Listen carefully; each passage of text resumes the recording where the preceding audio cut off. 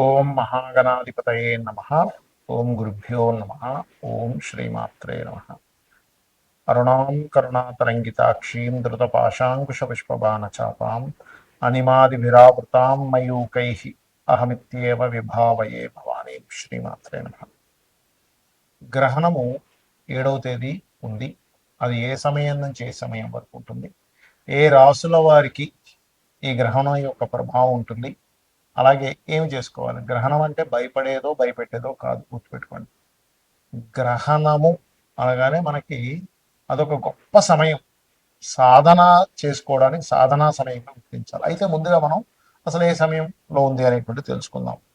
మనకి గ్రహణం పర్ఫెక్ట్గా ఉండే సమయం అయితే 11 గంటల రాత్రి, అంటే 7వ తేదీ రాత్రి 11 గంటల నుంచి 12 గంటల 22 నిమిషాల వరకు ఉంది, గుర్తుపెట్టుకోండి. అయితే దానికంటే ముందు దాని ప్రభావం అనేటువంటిది 8 గంటల 58 నిమిషాలకు ప్రారంభమై అర్ధరాత్రి అంటే తెల్లవారితో 8 అనగా 2 గంటల 25 నిమిషాలకు అవుతుంది.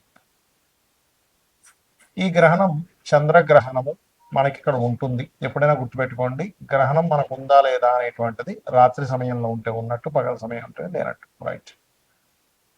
ఈ యొక్క గ్రహణ ప్రభావం ఏ రాశుల వారికి ఎటువంటి విషయాల్లో చాలా బాగుంటుంది, ఎటువంటి విషయాల్లో కించిత్ జాగ్రత్త వహించాలి, దానాలు ఏమి ఇవ్వాలి, ఏ దేవతారాధన, ఒక్కొక్కరు ఏ ఏ దేవతారాధన చేసుకుంటే వాళ్ళకి అద్భుతమైన ఫలితాలు వస్తాయనేటువంటి విషయాలు చెప్తుంది నేనైనప్పటికీ కూడా చెప్పిస్తుంది సాక్షాత్ లలిత అమ్మవారిగా భావిస్తూ ఒక్కొక్క రాశి గురించి తెలుసుకుందాం. కుంభలగ్నము, కుంభరాశి. కుంభం వారికి కనుక చూసుకున్నట్లయితే ప్రధానంగా ఇక్కడ ఈ యొక్క రాశిలోనే గ్రహణం పడుతుంది. మరి ఏం చేయాలి అంటే, ఎప్పుడు కూడా రాశిలో గ్రహణం పట్టినప్పుడు ఇక్కడి నుంచే గ్రహణం రోజు వరకు వచ్చేసి ఆ రోజు పునశ్చరణ అంటారు. ఆ రోజు కనుక చేసినట్లయితే 1% కూడా మీకు ఎటువంటి ఇబ్బంది ఉండదు. గుర్తుపెట్టుకోండి. చాలా మంది భయపడుతున్నారు, ఏమంటే కుంభరాశి వారి కుంభంలోనే గ్రహణం పడుతుంది ఏమిటి ఏమిటి ఒకటే గుర్తుపెట్టుకోండి. ఇక్కడ జాగ్రత్త తీసుకోవాల్సింది, కొన్ని వ్యాపార నిర్ణయాలు తీసుకుంటారు కొంతమంది, మిస్కాలిక్యులేషన్ చేస్తూ ఉంటారు. ఇన్ని కోట్లు పెడితే ఇందుకు 100 రెట్లు వస్తుంది, 50 రెట్లు వస్తుంది. అటువంటి రాంగ్ స్టెప్ ఎక్కడా వ్యాపార విషయంలో వేయకండి. కొన్ని ఊహలు భయాల వల్ల మనం ఇబ్బంది పడతాం. ఒక్కోసారి ఏదో ఊహించుకుంటాం, ఏదో భయపడతాం. ఆ భయంలో, ఆ ఊహలో రాంగ్ డెసిషన్స్ తీసుకుంటూ ఉంటాం. ఇటువంటి నిర్ణయాలు ఎట్టి పరిస్థితుల్లో తీసుకోకండి, గుర్తుపెట్టుకోండి. అలాగే మరొక విషయం ఏంటంటే, ఇక్కడ గమనించుకున్నట్లయితే మీరు ముఖ్యంగా గుర్తుపెట్టుకోండి, ఈ సమయంలో మీ యొక్క జీవిత భాగస్వామి పార్ట్నర్స్తో కొంచెం జాగ్రత్తగా ఉండమని చెప్పాలి. అలాగే మరొక విషయం ఏంటంటే, ఈ గ్రహణం సహోదర వర్గానికి మంచి చేస్తుంది. ఎందుకంటే సహోదర వర్గానికి అది లాభస్థానం అవుతుంది, కాబట్టి అది చాలా మంచి ఫలితాలు ఇస్తుంది, అందులో ఎటువంటి సందేహం లేదు. అలాగే ఈ సమయంలో ముఖ్యంగా మీరు ఓం నమో నారాయణాయ అనే నామస్మరణ చేయడము. అర్ధజలరాశి అయింది కాబట్టి మీకు దగ్గరలో ఏదైనా శివాలయం ఉన్నట్లయితే కొన్ని పాలు, మీకు ఉండే స్తోమతను బట్టి 200 గ్రాములు ఇస్తారా, హాఫ్ లీటర్ ఇస్తారా, లీటర్ ఇస్తారా, మీ ఇష్టం. రెగ్యులర్గా పాలని అభిషేకానికి ఇవ్వండి. ఆ రోజు ముఖ్యంగా గ్రహణం రోజు మీరు విష్ణుమూర్తి ప్రతిమకి కేశవనామాలు చదువుతూ, లేకపోతే మనకి విష్ణు సహస్రనామాలు చదువుతూ అభిషేకం కనుక చేసినట్లయితే, అందులో కొంత పసుపు కానీ గంధం కానీ కలిపి చేసినట్లయితే చక్కటి ఫలితాలు మీకు లభిస్తాయి. గ్రహణ సంబంధించినటువంటి విషయంలో చాలా మంది భయపడుతుంటారు, గ్రహణం ఏంటి అనేటువంటిది. ఒకటి గుర్తుపెట్టుకోండి, గ్రహణం అనేటువంటిది అది సూర్యుడు, చంద్రుడు, ఛాయాగ్రహాలైన రాహుకేతువులు ఒక అలైన్లోకి వస్తాయి. సూర్య చంద్రుడు సమయాన్ని సూచించేవారు, రాహుకేతువులు కూడా సమయానికి సూచన. రాహు అంటే ఆశ, కేతు అంటే మోక్షము. రాహు అంటే రాబోయే సమయం, కేతు అంటే అయిపోయిన సమయంగా తీసుకుంటారు.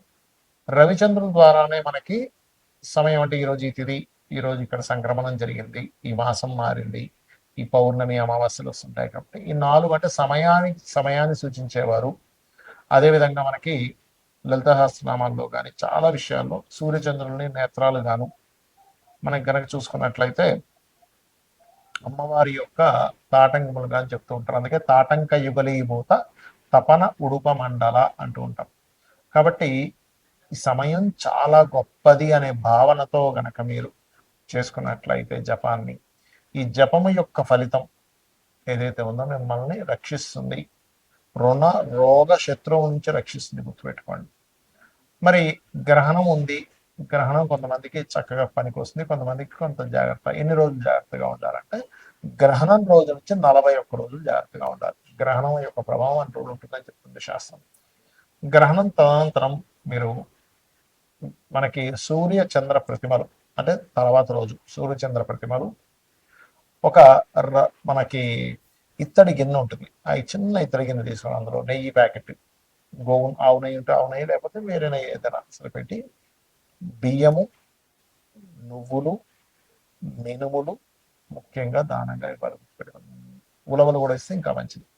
ఈ 4 పదార్థాలు దక్షిణ.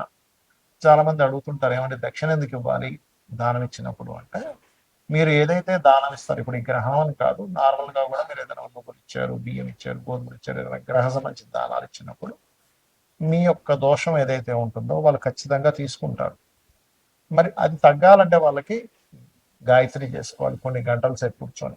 ఆ గాయత్రి చేసుకొని వాళ్ళు పోగొట్టుకోవడానికి వాళ్ళు కొంత సమయాన్ని వెచ్చిస్తారు కాబట్టి వాళ్ళకి దక్షిణ రూపంలో ఇస్తాం. అది మన ఇష్టం, మీరు 100 ఇస్తారా, 200 ఇస్తారా, 500 ఇస్తారా, మీ స్తోమత బాగా కోటీశ్వరుడికి 1000 రూపాయలు కూడా ఇవ్వచ్చు చెప్పలేం. బట్ మీ దగ్గర లేనప్పుడు వాళ్ళని, ఏమంటే మా దగ్గర ధనం లేదు, ఇప్పే ఉంది అంటే వాళ్ళు ఏమి వద్దని గుర్తుపెట్టుకోండి, అది గుర్తుపెట్టుకోండి. అలాగే మరొక విషయం ఏంటంటే, ఈ గ్రహణ సమయంలో చాలా మంది అడుగుతుంది ఏంటంటే, మరి ఈ ఈ గ్రహణానికి మనకి ఉందా లేదా అనేటువంటి క్వశ్చన్లో ఖచ్చితంగా ఉంది. రాత్రి సమయంలో వస్తుంది కాబట్టి ఆ సమయంలో మనం ఏమి తినడం కూడా పెద్దగా ఇబ్బంది పడాల్సిన అవసరం లేదు. ఎందుకంటే మనకి ఏ సాయంత్రం వస్తే ముందుగా తినేయాలంటాం కాబట్టి మనం ఎట్లాగో 7 o'clock లోపల, మీరు 7-8 లోపల మీరు ముగించుకుంటే మంచిది.